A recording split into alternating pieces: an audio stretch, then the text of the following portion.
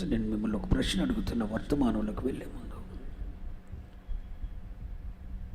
మన పాపముల విషయమై, మన దోషముల విషయమై దయగలిగి మన పాపములను ఇక ఎన్నడూ జ్ఞాపకము చేసుకొనని వాక్యం వినండి దయచేసి. జ్ఞాపకము చేసుకోనని ప్రభు సెలవిచ్చాడు కదా. కప్పివేయటమే కాకుండా అవి కళ్ళెదుట లేకుండా చేసేసాడు కదా, ప్రక్షాళన చేసేసాడు కదా, నిర్మూలన చేసేసాడు కదా. నిన్న ఒక మాట అడుగుతున్నా,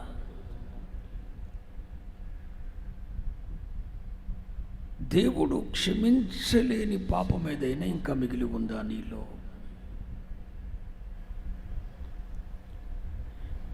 ఈ ప్రశ్నకు స్పష్టమైన సమాధానం నేను కోరుకుంటున్నా.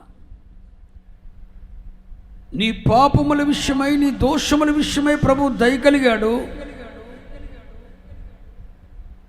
అవి ఎన్నడూ కనపడకుండా దాన్ని ఎత్తివేశాడు, ప్రక్షాళన చేశాడు. స్తోత్రం చెప్పండి. మరి నిన్ను ఒక మాట అడుగుతున్నా, నీ పాపముల విషయమై ఇక ఎన్నడూ జ్ఞాపకం చేసుకుని అన్నాడు. ఆయన క్షమించకుండా మిగిలిన పాపం ఏదైనా నీ జీవితంలో ఉందా?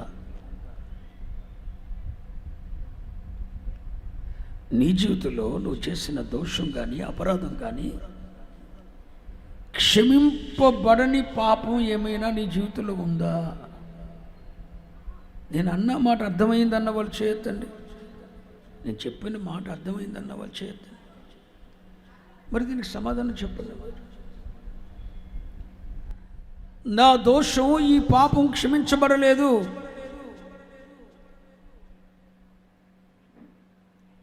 ఈ పాపము క్షమించబడలేదు అని ఏదైనా నీ జీవితంలో ఉందా? క్షమింపబడని పాపం ఏదైనా నీ జీవితంలో ఉందా? లేదనో ఉందనో చెప్పండి.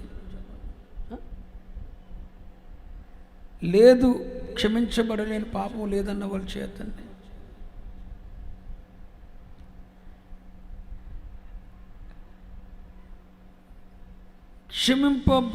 క్షమింపబడలేదు, ఇప్పుడు మీరు చేయట్లేదు. క్షమింపబడిన పాపము లేదు, అన్నీ క్షమించబడినవి అని మీరు నమ్మారు. కానీ నేను ఒక మాట చెప్తున్నా, నీ జీవితంలో దేవుడు క్షమించని పాపం ఏదైనా ఉందా? ఉంది. సిల్లిగా తీసుకోవద్దు ఈ మాట. దేవుడు క్షమించని పాపం ఏంటి నీ జీవితంలో? ఇది క్రైస్తవ్యం అంతటికి కావలసిన సందేశం. దేవుడు క్షమించలేని పాపం ఏదీ లేదు, కానీ నీ జీవితంలో క్షమింపబడని పాపం ఏదైనా ఉందా? ఉంది. ఏంటా పాపం? నీ జీవితంలో ఏదైతే నువ్వు ఒప్పుకోలేదో, నువ్వు ఒప్పుకొనని పాపం క్షమింపబడలేదో రాసి పెట్టుకో. నువ్వు నీళ్ళల్లో మునిగావు, బాప్తిస్మం తీసుకున్నావు, రక్షణార్థమైన బాప్తిస్మం పొందావు, పరిశుద్ధ బలను ఆచరిస్తున్నావు. ఇప్పటికే నూతన జన్మ అనుభవం పొంది 15-20 సంవత్సరాలు అయిపోయింది.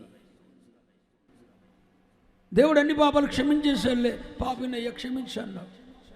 నో, నువ్వు ఆయన సన్నిధిలో కనిపెట్టాలి. ఏ విషయంలో నువ్వు తప్పిపోయావో,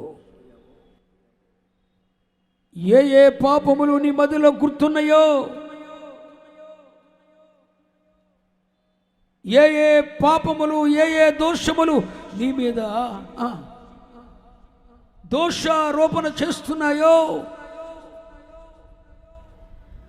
వాటిని ఒప్పుకోవాలి.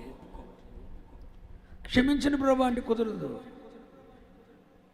ప్రభా ఫలానా విషయంలో, ఫర్ ఎగ్జాంపుల్ దావీదు పాపక్షమాపణ కొరకు ప్రార్థన చేస్తున్నాడు. ప్రభువా, ఊరియా భార్య విషయంలో నేను తప్పిపోయాను, నాది కాని దాన్ని మోహించాను, నా సొంతం చేసుకున్నాను. ఆ పాపాన్ని కప్పుకోవటానికి ఊరియను సంపించాను.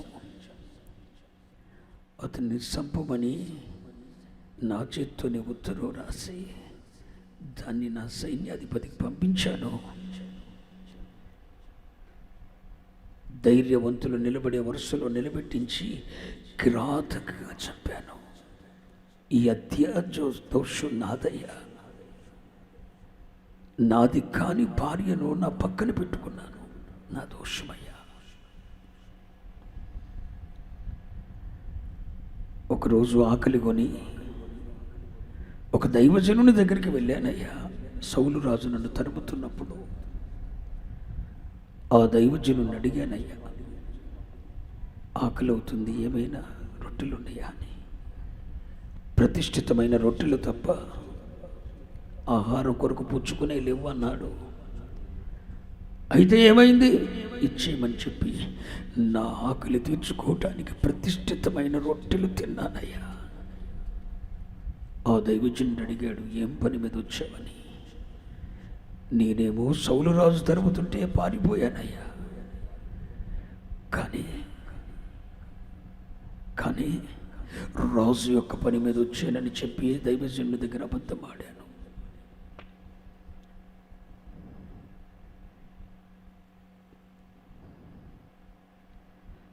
ఇలా ప్రతి చిన్న విషయాన్ని కొన్ని దినముల మట్టుకు, కొన్ని రోజుల మట్టుకు, కొన్ని గంటల మట్టుకు నువ్వు దేవుని సన్నిధిలో సమయాన్ని ఇచ్చి పాపక్షమాపణ కొరకై హృదయమును నీళ్ల వలె కుమరించి నీ బాల్య దినముల నుండి ఏ ఏ సందర్భాలలో, ఏ ఏ విషయాలలో, ఎప్పుడెప్పుడు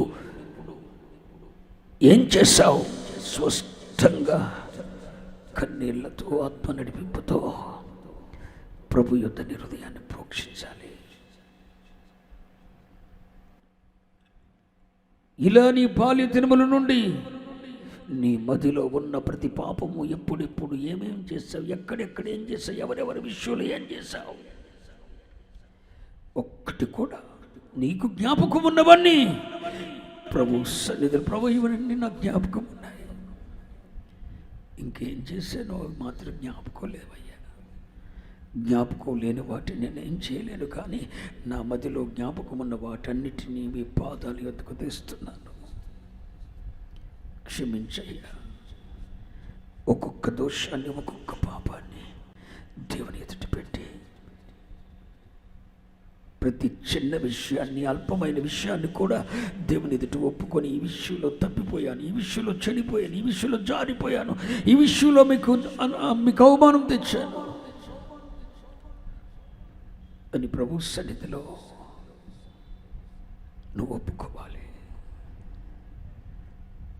ఒప్పుకొనని ఏ పాపం క్షమించబడదు బిడ్డ. నువ్వు రక్షింపబడినావు కదా, కానీ నీ పాపాలు ఒప్పుకోలేదు.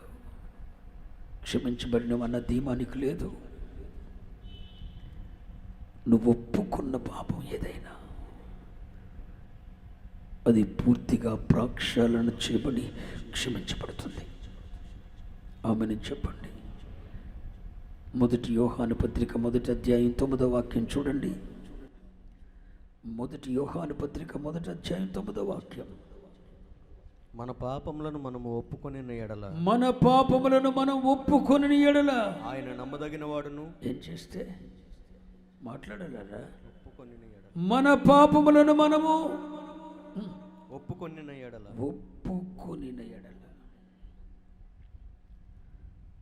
మన పాపములను మనము ఒప్పుకొని ఎడల ఆయన నమ్మదగిన వాడు, నీతిమంతుడు గనుక ఆయన మన పాపములను క్షమించి సమస్త దుర్నీతి నుండి మనలను ఆయన పవిత్రులనుగా చేయును. అర్థమైందన్న వాళ్ళు దేవునికి స్తోత్రం చెప్పండి. మనం ఒప్పుకొనిన ఎడల అనండి, మాట్లాడండిరా. ఒప్పుకొనిన ఎడల ఆయన నమ్మదగిన వాడు, నీతిమంతుడు గనుక మన పాపములను క్షమించి సమస్త దుర్నీతి నుండి మనను పవిత్రులుగా చేస్తాడు. స్తోత్రం చెప్పండి.